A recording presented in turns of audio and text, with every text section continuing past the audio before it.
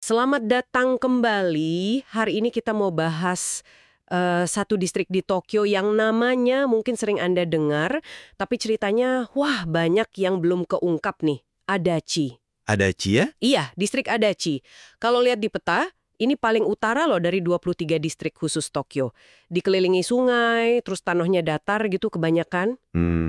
Nah, di depan kita ini udah ada beberapa bahan menarik nih. Ada data dari ensiklopedi, terus ada riset tesis gitu soal citra kawasan ini, plus catatan-catatan sejarah. Jadi misi kita hari ini kita mau coba gali cerita sejarahnya yang unik-unik, sama cari semacam permata tersembunyi gitu buat Anda yang penasaran atau mungkin ya kepikiran mau main ke sana. Oke, siap ya kita bedah bareng? Siap. Dan sumber kita kali ini emang ngasih gambaran Adachi yang kaya banget ya. Dari jejak-jejak kuno, terus perkembangannya jadi kota industri, sampai ke perubahan-perubahan barunya sekarang ini. Benar. Tapi perlu diingat juga ya, kayak banyak tempat lain di Tokyo, Adachi ini punya sejarah yang gimana ya, berlapis gitu, kompleks. Termasuk, ya itu tadi, soal citra atau pandangan orang tentang Adachi itu gimana terbentuknya. Nanti kita coba lihat kaitan antara fakta sejarahnya sama tempat-tempat menarik ini. Oke, kita mulai dari yang paling awal ya, dari akarnya dulu. Adachi ini kan bukan daerah baru. Ada bukti-bukti arkeologi yang nunjukin udah ada kehidupan dari lama banget. Betul. Sumber kita nyebut ada penemuan gundukan makam kuno, apa namanya, kofun ya, sama tumpukan sisa kerang, kaizuka, itu terutama di bagian utara, kayak di daerah Iko gitu. Ini nunjukin udah dihuni dari ribuan tahun lalu. Iya, betul sekali. Bahkan nama Adachi sendiri itu, menurut catatan yang ada di sumber kita, udah muncul di dokumen abad ke-8 loh. Wah, lama banget ya. Lama banget. Ada teori yang bilang asalnya dari kata ashi. Artinya itu alang-alang atau rumput liar gitu. Jadi nunjukin dulu tuh daerahnya lahan basah, banyak tumbuh tanaman itu. Jadi usianya tua banget, meskipun mungkin dulu belum padat penduduk kayak sekarang. Menarik, menarik. Nah, ada satu nama area nih yang spesifik banget, sering disebut juga, Toneri. Sampai jadi nama jalur kereta baru kan sekarang? Ah ya, Toneri Liner itu ya. Betul. Uniknya, asal nama Toneri ini ternyata wah banyak banget teorinya. Belum ada yang pasti gitu. Sumber Wikipedia yang kita lihat itu nyatet beberapa kemungkinan. Ada yang bilang dari nama klan lokal dulu, klan Toneri. Ada lagi yang nyambungin ke Pangeran Toneri, yang nyusun Nihon Shoki itu loh, catatan sejarah Jepang kuno. Dan gak cuma itu kan, ada teori lain lagi malah. Bener. Ada juga yang spekulasinya lebih jauh lagi, nyambungin ke bahasa Ainu, penduduk asli Jepang, atau malah ke klan kuno dari Izumo. Bingung ya? Tapi seru juga sih, satu nama tempat kok bisa banyak banget kemungkinan ceritanya. Kayak ngasih petunjuk awal gitu ya, soal lapisan sejarah yang mungkin tersembunyi di Adachi. Persis. Justru keragaman teori ini aja udah nunjukin kekayaan sejarahnya yang mungkin belum banyak diungkap. Nah, kalau kita geser nih ke zaman yang lebih jelas catatannya, zaman Edo, peran Adachi jadi penting banget, terutama di area Senju. Ah, iya Senju. Ini penting banget ya di zaman Edo. Jadi salah satu dari Edo Shishuku. 4 pos penginapan utama di gerbang masuk ke Edo. Ibu kota zaman Tokugawa dulu. Kayak gerbang utama gitu ya, buat orang yang mau ke pusat kota. Iya, Senju ini berkembang pesat banget di era itu. Tesis yang kita baca itu nunjukin lokasinya strategis banget. Ada sungai Arakawa yang alirannya dulu itu sama kayak sungai Sumida sekarang. Nah itu jadi jalur air yang vital. Oh, jadi transportasinya lewat sungai juga ya? Banget. Itu bikin gampang pergerakan orang, barang. Ya jelas duit juga muter di situ. Makanya Senju jadi rame banget. Pertanian di sekitarnya juga maju loh. Salah satu yang terkenal sampai sekarang itu daun bawang Senjunneji. Wah, kebayang ya ramenya kayak gimana. Ada samurai, pedagang, orang biasa, semua ngumpul di penginapan, di kedai teh, di Senju. Nah, ini nih mungkin bisa jadi permata tersembunyi pertama yang bisa Anda cari kalau ke sana. Coba jalan-jalan di area Senju sekarang, cari sisa-sisa suasana kota penginapan tuanya. Masih ada ya kira-kira? Mungkin tipis-tipis ya. Tesis tadi nyebut beberapa jalan belanja, Shotengai gitu, kayak Kitarodo atau Gakuendori. Siapa tahu di antara bangunan baru masih ada sedikit nuansa lamanya. Nah, dari zaman Edo terus pindah ke era Meiji, ini Adachi berubah lagi. Ada modernisasi kan? Infrastruktur mulai dibangun. Jalur kereta mulai lewat Adachi, kayak JR Joban Line, Tobu Line, jadi lebih nyambung kemana-mana. Buka akses ya? Iya. Terus ada proyek gede banget, Kanal Banjir Arakawa, Arakawa Hosuiro. Ini buat ngendaliin banjir sungai Arakawa yang lama, yang sekarang jadi Sumida itu, yang sering bikin banjir.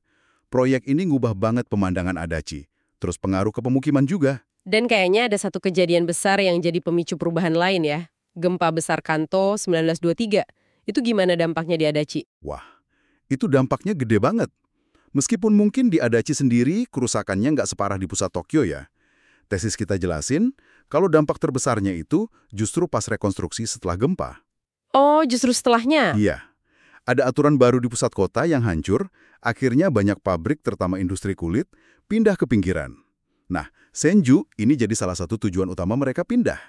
Jadi, gempa itu malah bikin Adachi jadi daerah industri gitu ya, secara nggak langsung? Tepat, perpindahan pabrik-pabrik ini titik awalnya Adachi mulai dikenal jadi kawasan industri. Meskipun tesis itu juga nyatet, awalnya ada penolakan juga dari warga lokal. Khawatir soal polusi, ya kan, industri kulit gitu. Ini awal pergeseran Adachi, dari yang tadinya lebih ke pertanian sama kota penginapan. Jadi pusat industri. Tren industri ini lanjut terus, malah makin kencang setelah Perang Dunia II. Adachi jadi salah satu motor ekonomi Tokyo pas lagi pemulihan. Banyak pabrik baru, nyerap banyak banget tenaga kerja dari seluruh Jepang. Dulu ada istilahnya kin no tamago, telur emas. Oh iya, pernah dengar. Itu buat nyebut pekerja muda dari desa ya? Betul, anak-anak muda dari desa yang datang ke kota buat kerja di pabrik, bantu ekonomi Jepang bangkit lagi. Nah, karena pekerja banyak banget, butuh tempat tinggal kan? Pasti. Terus gimana? Dibangunlah banyak kompleks perumahan gede-gede yang namanya danchi. Itu jadi ciri khas Adachi banget di zaman itu. Dan ngebentuk citranya sebagai kota kelas pekerja, shitamachi gitu. Tapi ya, ekonomi kan muter terus. Nggak lama, pabrik-pabrik besar mulai pindah lagi, entah ke luar negeri atau ke tempat lain. Ciri tantangan baru lagi buat Adachi. Oke, kita udah bahas Senju sama industrinya. Kita balik bentar yuk ke Toneri yang namanya tadi penuh teka-teki itu. Ternyata, selain nama, Toneri ini nyimpen cerita sejarah yang spesifik banget dan dramatis loh. Menurut Wikipedia, Toneri dulu pernah ada kastil di sana. Kastil Toneri. Kastil? Di Adachi? Agak kaget sih dengernya, kan datar gitu ya. Iya kan? Kastil ini katanya bagian dari jaringan pertahanan klan Hojo. Itu klan samurai kuat banget pas zaman Sengoku, zaman perang-perang gitu. Penguasa kastilnya namanya Toneri Gentasemon Tsunetada. Nah, ini bagian serunya nih. Ada apa sama si Tsunetada ini? Dia ini, menurut sumber yang sama, gugur pas pertempuran hebat. Namanya Pertempuran Konodai Kedua. Lawannya klan Satomi.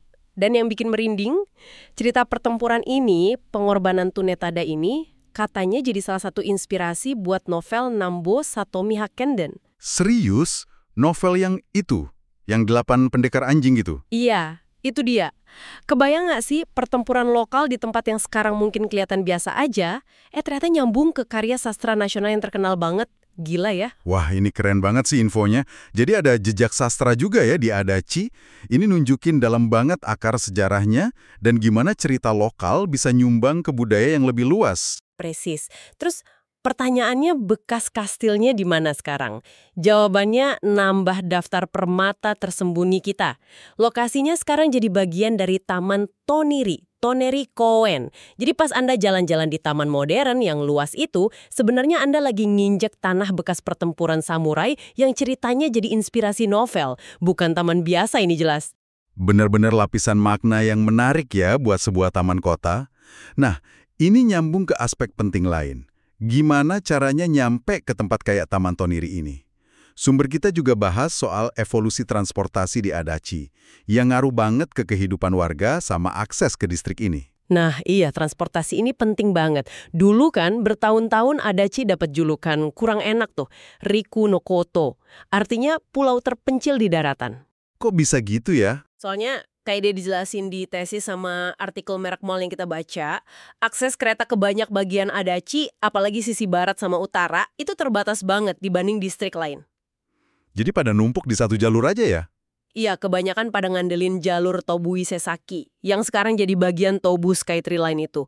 Sumber kita bilang jalur itu terkenal padat banget, apalagi pas jam sibuk, sampai ada isu keselamatan segala. Oh iya? Iya, di tesis itu disebut soal kecelakaan tragis di perlintasan stasiun Takenotsuka tahun 2005. Itu salah satu pemicunya, ya kepadatan penumpang yang parah banget, plus ada kesalahan petugas juga sih. Ngeri banget kalau dibayangin.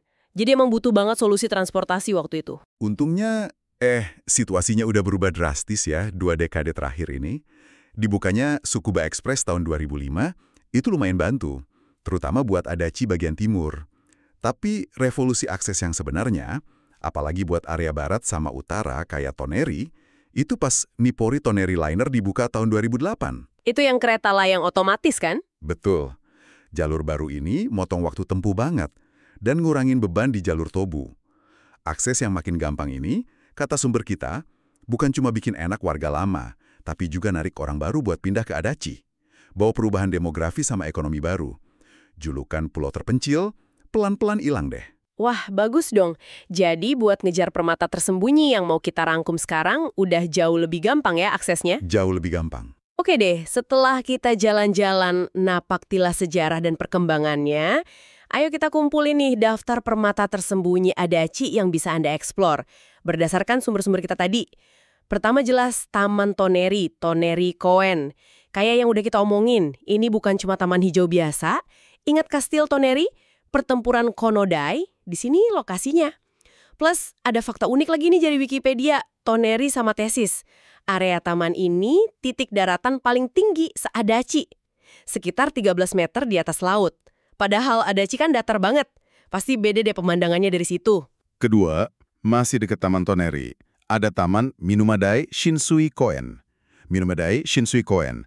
Wikipedia Toneri bilang ini taman tepi air. Shinsui Koen itu kan taman dekat air gitu ya.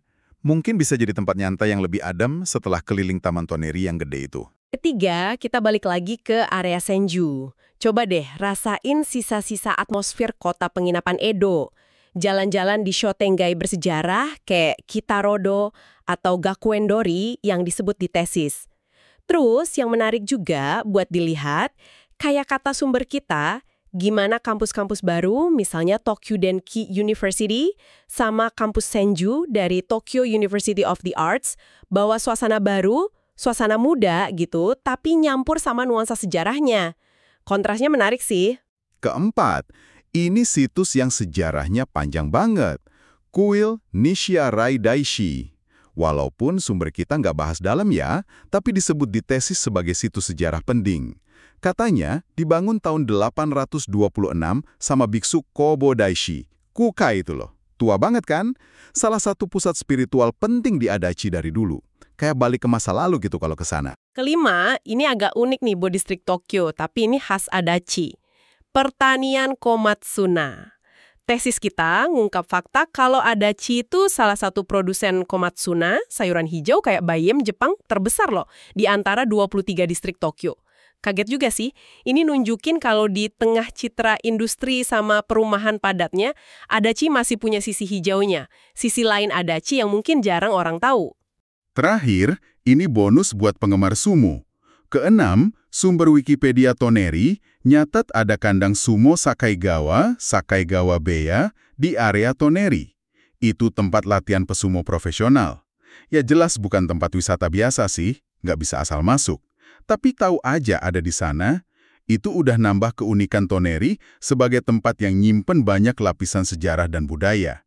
Dari samurai sampai sumo. Lengkap ya ternyata, dari taman bekas kastil, taman pinggir air, suasana kota tua, kuil kuno, ladang sayur, sampai kandang sumo.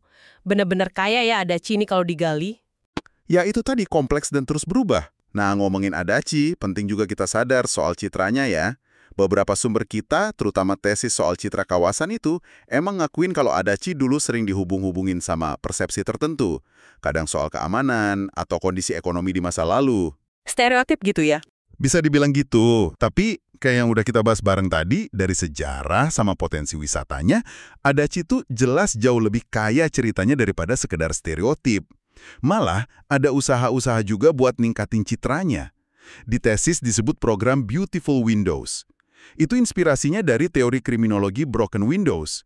Intinya, dengan ngatasin masalah kecil kayak jendela pecah atau vandalisme, itu bisa bantu cegah kejahatan lebih serius dan pelan-pelan perbaiki pandangan orang soal daerah itu. Jadi ada dinamika, ada usaha buat berubah juga di sana. Oke, jadi kita rangkum nih perjalanan kita. Dari pos penginapan penting di gerbang Edo, Senju, terus Adachi jadi pusat industri penting pasca perang, sempat ada tantangan ekonomi, sekarang bangkit lagi jadi daerah hunian modern yang aksesnya makin oke. Tapi tetap nyimpan warisan sejarah kayak cerita Kastil Toneri yang hampir aja kita lupain. Kita nemu jejak samurai, kuil tua, suasana kota lama, bahkan ada sisi pertanian sama sumo juga. Penelusuran kita hari ini benar-benar nunjukin ya gimana satu tempat itu bisa punya banyak banget sisi. Sejarah panjang, ekonomi naik turun, perubahan sosial, karena orang pindah, pembangunan, semua ninggalin jejak yang bisa kita baca kalau kita lihat lebih dekat. Kalau ditarik ke gambaran lebih gede, Adachi ini kayak mikrokosmos gitu ya, cerminan kecil dari dinamika perubahan kota besar kayak Tokyo. Pergulatan antara jaga masa lalu, hadapi tantangan sekarang, dan bangun masa depan. Terus, apa artinya ini semua buat Anda? Mungkin ya, setelah dengerin ini, pas nama Adachi disebut lagi, yang kebayang bukan cuma angka statistik atau berita utama yang suka nyederhanain, mungkin Anda jadi ingat cerita heroik Toneri Tsunetada, ramenya jalanan Senju dulu, hijaunya ladang Komatsuna di tengah kota, atau malah kereta layang modern yang ngubah nasib satu daerah. Semoga begitu ya. Nah, sebagai penutup, coba deh pikirin ini. Gimana sih sebuah tempat dengan semua sejarah dan citra yang menempel, baik yang bagus maupun yang kurang bagus, bisa terus beradaptasi, jaga jiwanya, atau malah nemuin identitas baru di tengah perubahan zaman yang cepet banget kayak sekarang. Mungkin cara terbaik buat nemuin jawabannya ya datang aja langsung, lihat sendiri. Sampai jumpa di pembahasan mendalam kita berikutnya.